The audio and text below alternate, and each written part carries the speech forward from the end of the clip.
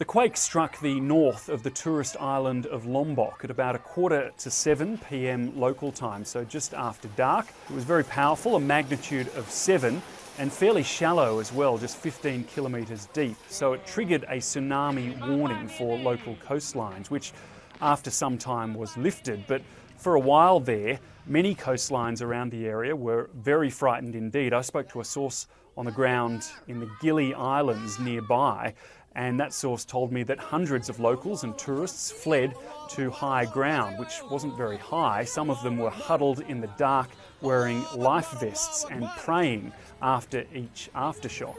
Now, there's been a series of aftershocks, the strongest I've seen at 5.4 magnitude, so they're fairly strong as well. We've seen reports of fairly significant damage and widespread blackouts on the island of Lombok.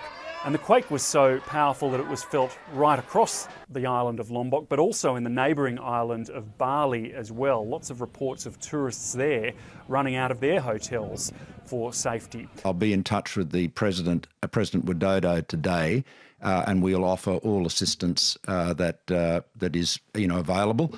We always reach out and assist our neighbours when natural disaster strikes. Any advice about Australians who might be among the injured? At this stage, no. Obviously, Australians have been affected. They felt the shock, including Minister Peter Dutton, who was at a counter-terrorism conference in Lombok. But at this stage, I don't have any reports on Australians being injured. But there are a lot of Australians in Indonesia at any time, so we will have to, our consular services will be doing everything they can to ascertain the safety of Australians. Now, this comes just a week after another strong earthquake right in the same area, northern Lombok, 6.4 on the Richter scale. More than a dozen people were killed in that quake, and several hundred hikers were stranded on Mount Rinjani, a popular volcano that hikers climb up.